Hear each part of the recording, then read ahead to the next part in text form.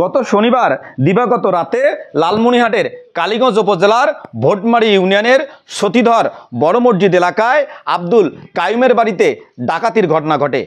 আব্দুল কাইয়ুম পরিবারের অভিযোগ, ওই ডাকাতির ঘটনায় 25 ভরি স্বর্ণ ও নগদ টাকা সহ প্রায় 35 লক্ষ টাকার মালামাল নিয়ে গেছে ডাকাতরা। এ ঘটনায় আব্দুল কাইয়ুম পরিবারের পক্ষ থেকে অজ্ঞাত আসামি করে কালীগঞ্জ থানায় একটি মামলা হয়েছে। পুলিশ এ ঘটনায় আন্তরিকভাবে তদন্ত করছেন। এই ডাকাতির ঘটনায় যারা জড়িত তাদের গ্রেপ্তার সহ ডাকাতির মালামাল উদ্ধারে পুলিশ যখন চেষ্টা করছেন, ঠিক সেই মুহূর্তে এলাকার কিছু মানুষ মানববন্ধন করছেন। তারা মানববন্ধনে দাবি করছেন এই ডাকাতির ঘটনা নাকি নাটক। এটি নিয়ে গণমাধ্যমে কথা বলেছেন আব্দুল কাইয়ুমের মেয়ে। এই মানববন্ধনের কারণ আমি জানি না, এনারা তাহলে হয়তো এনাদের কাছে কোনো প্রমাণ আছে নির্দিষ্ট যে এটা একটা নাটক। যদি থেকে থাকে তাহলে আমি ওনাদের কাছে বিনীতভাবে অনুরোধ করব ওনারা যেন সেই প্রমাণটা জনসম্মুখে নিয়ে আসে যে এটা একটা নাটক। আর যদি না হয়ে থাকে তাহলে কি ওনারা এই ঘটনাটাকে ওনারা কি তাহলে এভাবে ধামাচাপা দেওয়ার চেষ্টা করতেছে, নাকি অপরাধীদেরকে ওনারা সমর্থন করতেছে? এটা আমারই প্রশ্ন আপনাদের কাছে।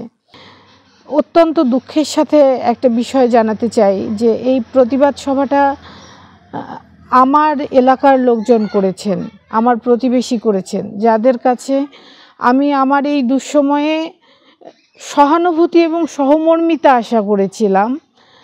তারাই আমার এই বিষয়টাকে নাটক বলছেন, ওনারা বলছেন, এবং ওনারা সবাই সমাজের গুরুত্বপূর্ণ ব্যক্তি।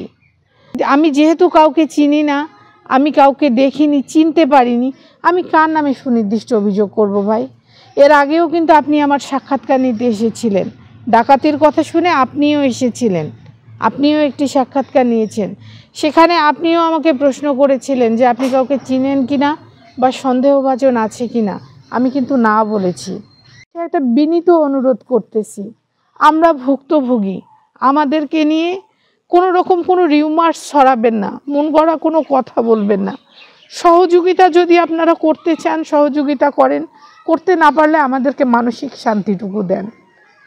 আমরা খুব বিপদে আছি এই মুহূর্তে, আপনাদের কথাগুলো আমাদেরকে মানসিকভাবে যন্ত্রণা দেয়। এইটুকু করবেন না, এটা সবার প্রতি আমার বিনীত অনুরোধ।